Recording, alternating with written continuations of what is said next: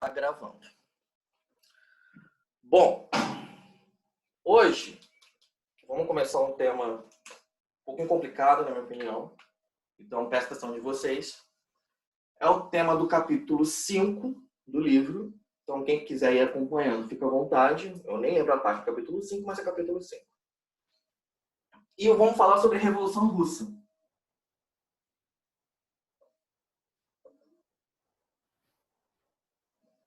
Tem muito detalhezinho sobre a Revolução Russa, muita datazinha. Então eu vou procurar com vocês dar um panorama mais geral, beleza? Bom, primeiramente, o que era a Rússia? Como era a Rússia? Isso aqui acontece em 1917. A gente viu, é o ano em que ela sai da Primeira Guerra Mundial. Ela sai da Primeira Guerra Mundial justamente porque teve uma revolução interna. Mas como estava a Rússia antes disso? No final do 19 para o 20, primeiramente, a Rússia era um império.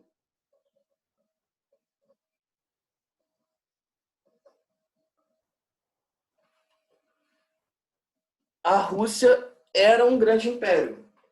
O que a Rússia é um país grande pra caramba? Porque ao longo de uns 300 anos, por aí, 400 anos, ela foi se expandindo para leste e oeste, né? De forma a anexar mesmo vários povos, várias etnias que haviam por lá. Então, era um império que a gente chama de multiétnico.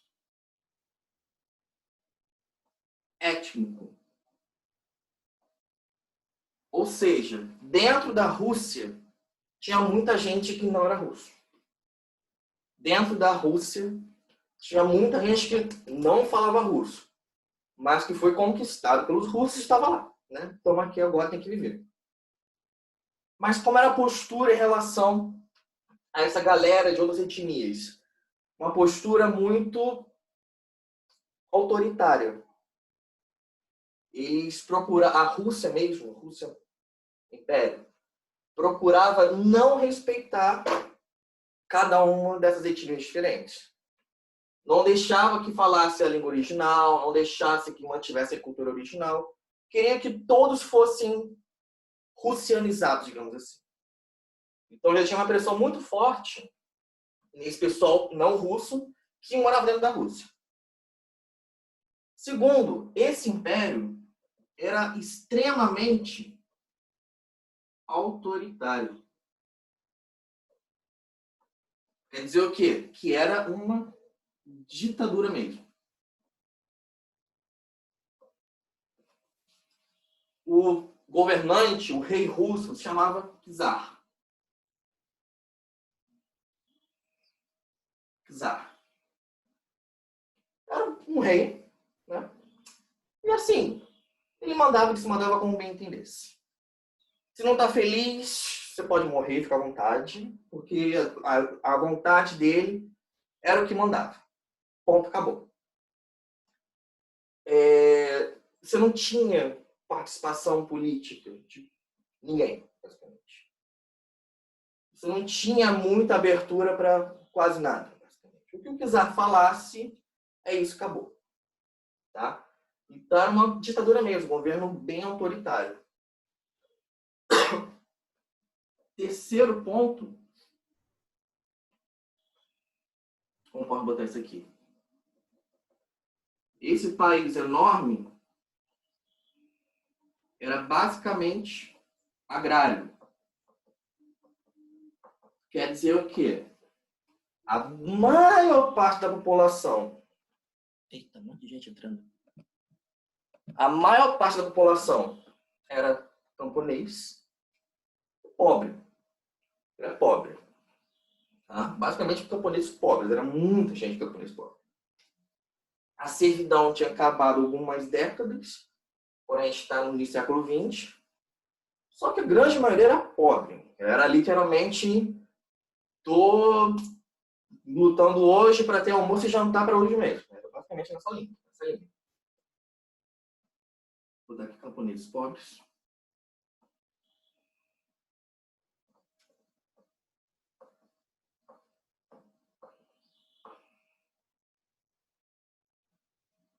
E tinha industrialização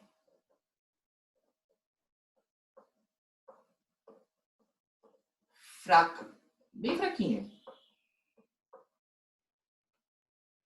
As indústrias ainda eram quase nada na Rússia, tadinhas. Eram focadas em algumas cidades. Algumas cidades eram polos industriais, bem poucas, umas 4 mais ou menos, entre elas a capital. Então o capitalismo também era muito pouco desenvolvido na Rússia, ele não conseguia andar sozinho. A industrialização na Rússia, ela dependia dos investimentos estrangeiros, não conseguia caminhar por si só. Não dava, não rolava. Era dependente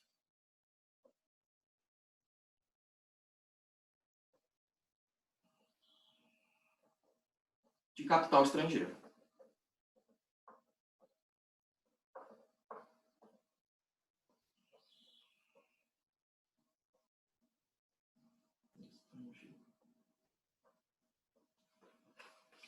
E claro, quem também trabalhava nas indústrias não estava lá muito bem.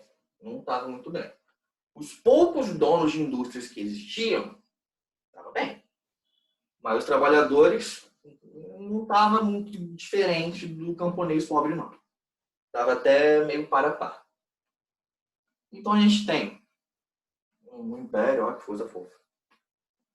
Pobre, pobre, com pouca indústria, pobre, pobre. Um cara que manda e desmanda literalmente como um ditador.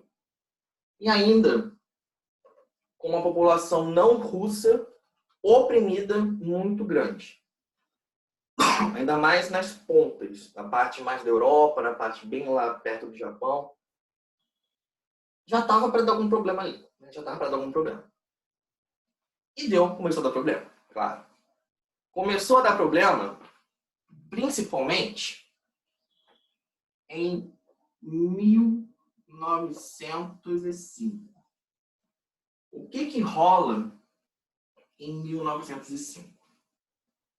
Basicamente, esse povo todo aqui, cansado de só se ferrar na vida, mais muitas outras gente, né? Eles começam a se manifestar. Coisa que era crime na Rússia. Fazer manifestação era crime, não podia. Ponto, acabou. Só que começa a ter muita manifestação nesse ano de 1905. Por quê?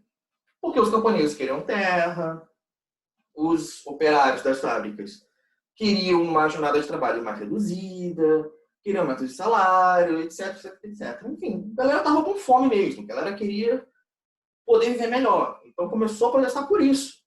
Por isso. E foi muito, muito. Até que a história mais fofa do mundo. E um domingo, mas estava mesmo assim de sol também, um solzinho bacana. E um domingo, cerca de 200.000 pessoas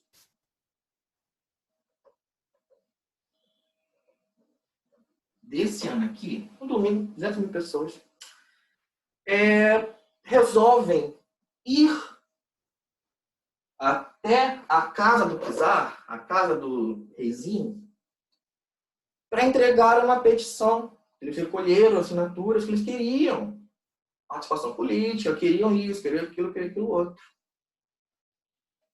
Beleza. 200.000 pessoas. Tinha mulher, tinha criança, tinha idoso, tinha operário. Todo mundo, todo mundo. Grande caminhada. O que esse camarada aqui fez? Esse cara bonito aqui.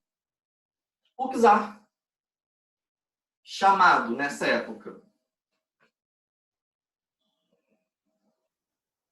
Nicolau II, o czar, vendo aquela galera indo até o Palácio de Inverno, indo até a casa dele, ele desceu o tiro. Ele mandou a guarda imperial atirar nas 200.000 pessoas. Não foi lá muito bonito, vocês podem imaginar. E o episódio recebeu um nome muito fofo de Domingo Sangrento.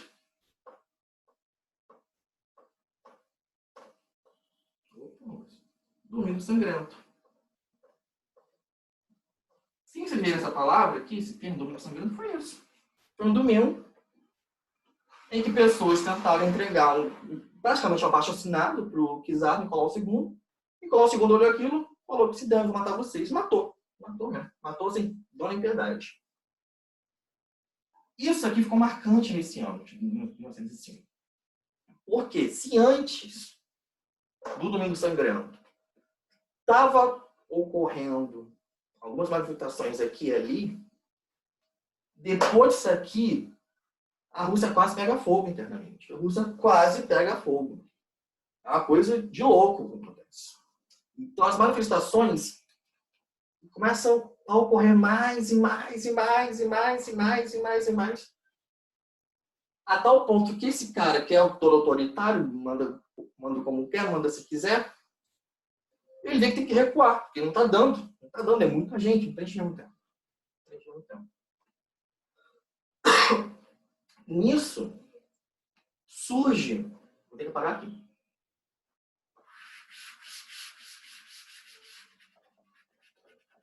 Nas cidades, surge...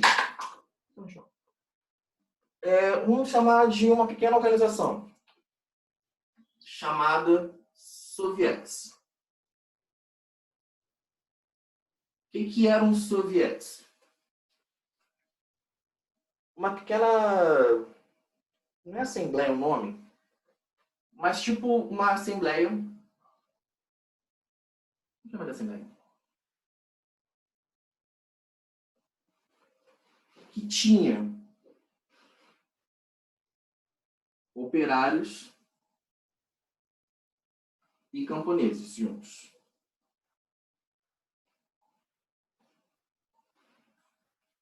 Ou seja, eram uma espécie de instituições, como se fosse um Grêmio estudantil da vida, em que se votava mesmo, se elegia alguns representantes de operários, de camponeses, para compor esse soviete.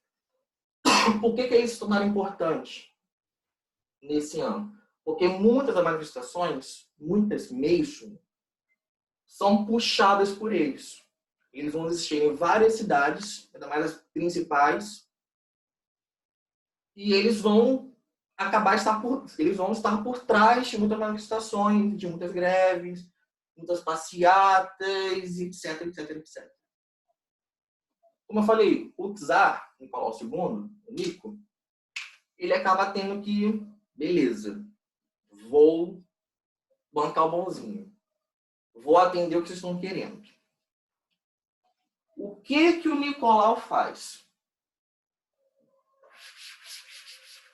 Ele se compromete, né? Ele faz uma promessa. Não, eu vou atender vocês, vou atender seus pedidos, suas demandas. E ainda faz uma coisa fofa. Ele convoca uma coisa que em russo é chamada Duma. O que é a Duma? A gente pode entender a Duma como uma Assembleia Nacional.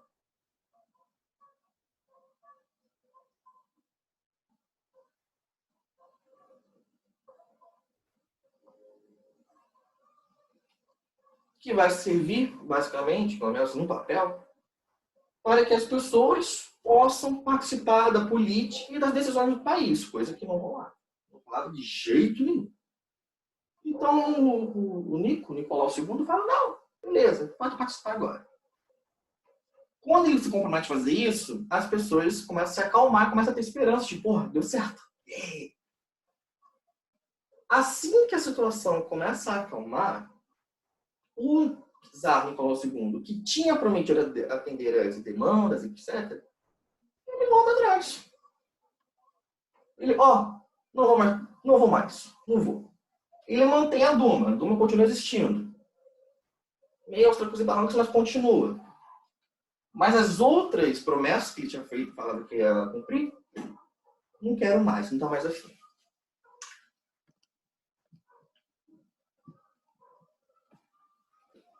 Então ele, apesar de todo esse acontecimento em 1905, que pressionaram que ele fosse menos autoritário, ele deu uma cagada bem forte no negócio.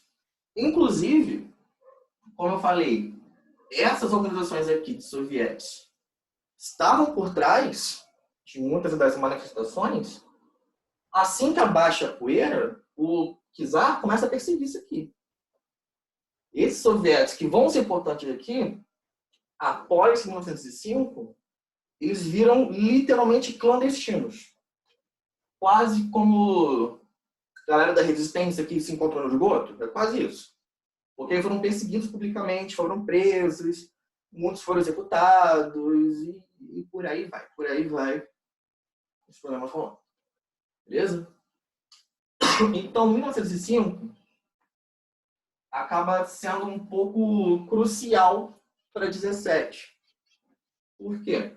Graças a toda a situação problemática que estava a Rússia, mas com o fato deles terem acabado de perder uma guerra também para o Japão, uma guerra pequena, mas que aumentou a pobreza, aumentou os problemas, a população falou não aguenta mais.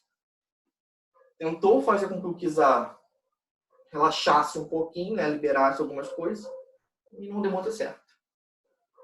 Passou esse ano, continuou dando problema. Não mudou muita coisa. Aí, a gente chega na Primeira Guerra. Né? O que rola quando a Rússia entra na Primeira Guerra? Lembrando, a Rússia entra na guerra ao lado de França e Inglaterra. E a gente viu que quando estourou a Primeira Guerra, foi quase uma festa internacional. E todo mundo dizia que a guerra ia durar pouco, que cada país ia ser lindo, que todo mundo ia falar que, nossa, somos muito fortes, não sei o que, vamos ganhar. A Rússia também foi nessa. Quando começa a guerra, o czar, a galera ali da patotinha dele, do grupinho dele, ficou até contente com a esperança de que a guerra mobilizasse as pessoas por orgulho nacional. De, vamos defender a Rússia, vamos defender a mãe russa, não sei o quê. E, de fato, de início, você tem esse orgulho nacional entre a população, de, vamos lá, lutar pela nossa terra, nossas crianças, nossas famílias, não sei o que lá. Só que, né, dá errado. Não fica muito bem. A gente viu como a guerra foi muito pesada para os países. Para a Rússia foi uma das piores situações. Se foi pesada para a França, para a Alemanha, para a Inglaterra, a Rússia, coitada. Foi quase o primo pobre. Por quê? Todo o desgaste da guerra, para uma Rússia já desgastada, já com fome, com problema, com não sei o que lá, foi pior. Foi pior. Então, assim que chega aquele momento de guerra de trincheiras, que não sei o que lá, a Rússia entra numa crise tão forte, mas tão forte mesmo, que você começa a ter, em larga escala, inflação,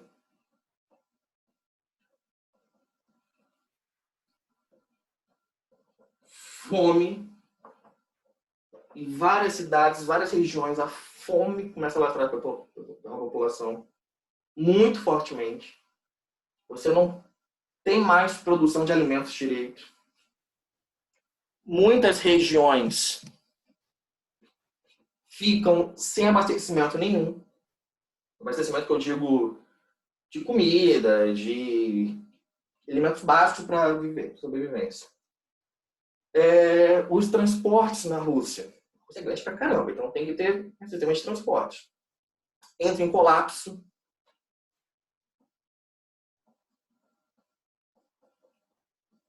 Eita Deus. Colapso dos transportes.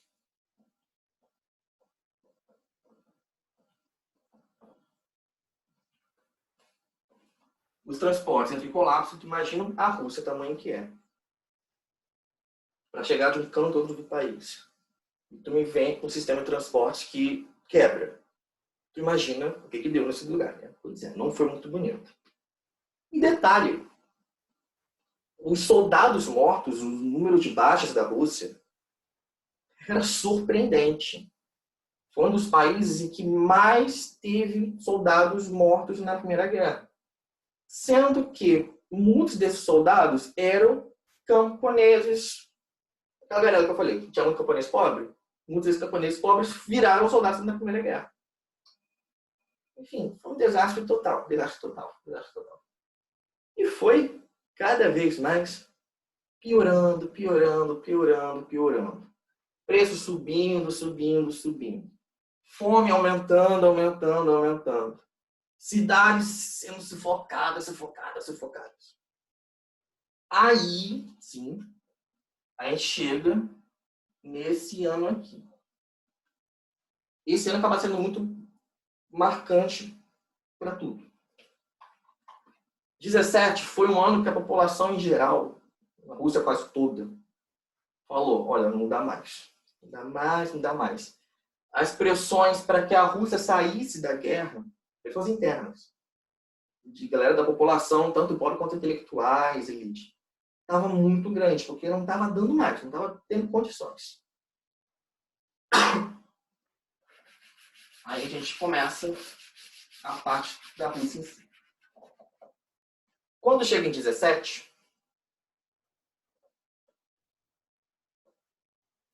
em fevereiro, primeiramente,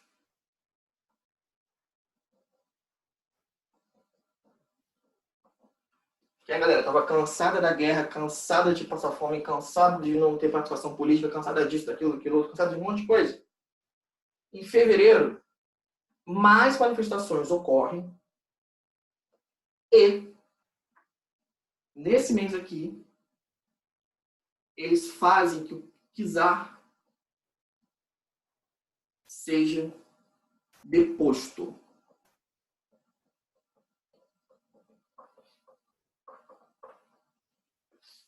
Eles fazem que o czar, Nicolau II, Nicolau Romanov, abdique do trono.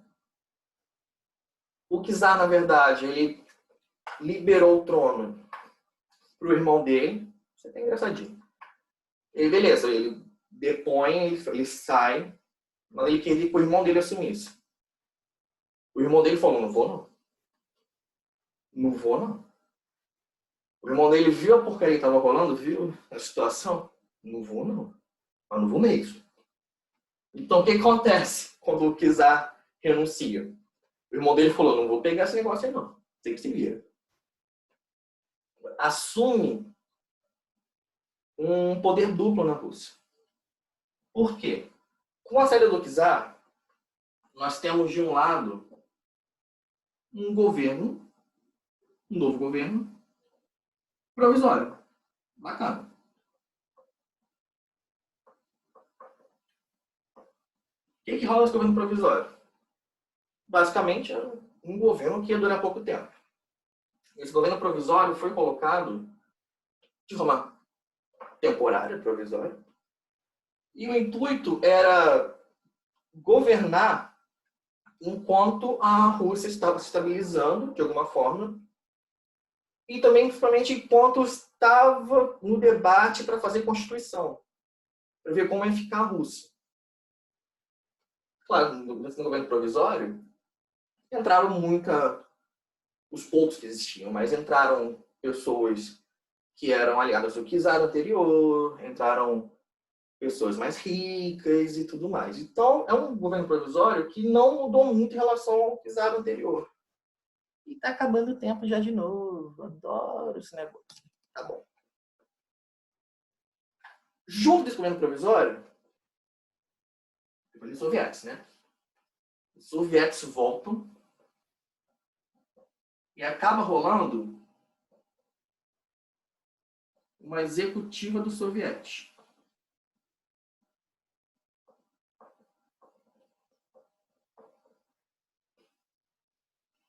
É uma espécie de sovietão, um grande soviético.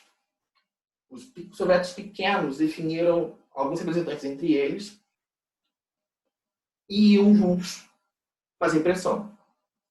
Enquanto o governo provisório, o pessoal do governo provisório, era uma galera mais rica e tudo mais, na executiva do soviético você vai ter trabalhadores, camponeses, pessoal mais pobre, que era a grande maioria da população. Esses dois aqui conviveram mesmo durante muito tempo.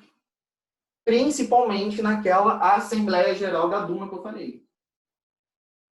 A Duma permaneceu como um lugar importante em que esses dois iam juntos conversar e tomar decisões. Por isso que se fala de poder dual.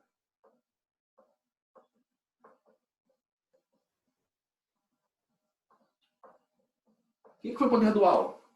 Com a saída do czar, você tem, de um lado, o governo provisório, que tinha uma pegada mais liberal, uma pegada mais atender aos grandes interesses, que queria continuar na guerra, inclusive, e o executivo do soviético, que tinha galera trabalhadora, galera camponesa, mas bem engajados, muito bem engajados, que queria, pelo amor de Deus, vamos sair da guerra, assina a paz, já deu, já deu, já deu. E queria uma coisa mais energética. Eles todo momento pressionavam por uma coisa mais energética. Esses dois foi o poder dual. Isso durou por bastante tempo. Isso aqui durou por alguns meses, na verdade. Tá? Dá para falar? Dá para falar. Beleza. Isso dura a partir de fevereiro. Beleza? Aí, eu faço um adendo para explicar dois grupos que acabam se envolvendo muito nesse poder dual. Esses dois grupos são muito importantes. Primeiro, nós temos os mencheviques. E depois, bolcheviques. Quem são esses dois? Mencheviques e bolcheviques são dois grupos que saem de um partido de esquerda que existiu na Rússia. O Partido Operário Social Democrata Russo. Nome grande. Não importa. Dois partidos de esquerda. Dois grupos alinhados com a esquerda. Principalmente, eles eram alinhados com as ideias do Karl Marx, que imagino que vocês já tenham estudado sobre ele. Lembrando, só lembrando aqui, um pouco das ideias de Marx. Gente, não sei onde eu tô bem. Basicamente, o que o Marx falava lá? Resumindo muito. Vamos ter uma revolução.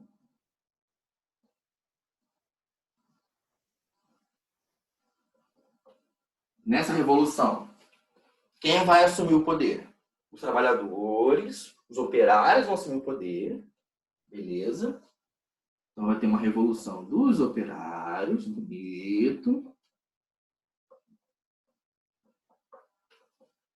Que eles vão deles, a partir de certas etapas, vão criar uma sociedade perfeita.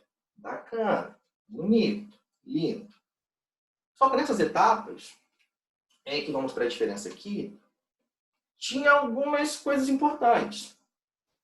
Para ele, era muito importante que para que esse governo maravilhoso dos operários chegasse, era importante você primeiro fortalecer o capitalismo, para depois superá-lo.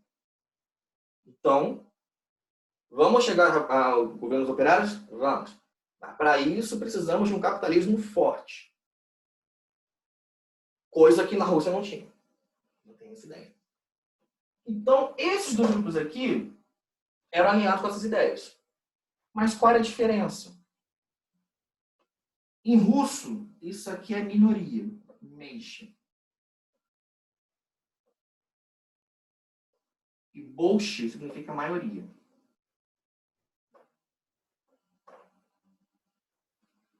Os mencheviques falavam que realmente vamos ter revolução, mas vamos respeitar as etapas. Então, os mencheviques, enquanto veio esse poder dual, ficaram a todo momento enfatizando que era importante se aliar aos industriais, aos donos de empresas, à burguesia, para fortalecer o capitalismo e depois vir o governo dos trabalhadores. Tá? Os bolcheviques falaram bobagem. Bobagem. Dá o poder para os trabalhadores de uma vez, acabou, beijo, tchau. Esses aqui, então, queriam se aliar aos donos de empresas e indústrias para fortalecê-los, isso aqui, para quê, meu filho? Dá logo poder para os trabalhadores. Acabou que quanto tempo eu tenho? 3 minutinhos, tá? Os bolcheviques, eles acabaram crescendo muito dentro da população mesmo. Fortemente. Porque as ideias deles falavam poder ao povo. Dá poder para o povo. Dá poder para o povo. Dá poder para o povo. Então, os bolcheviques se alinharam muito com os soviéticos. Principalmente pelo lema que eles assumiram de todo poder aos soviéticos.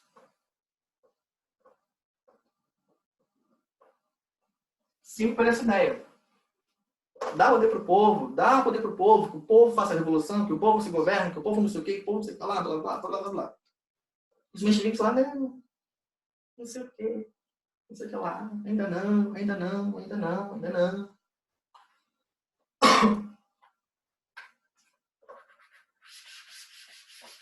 Temos alguns nomes em relação a esses dois grupos. Os mencheviques, o líder deles foi um cara chamado Martov.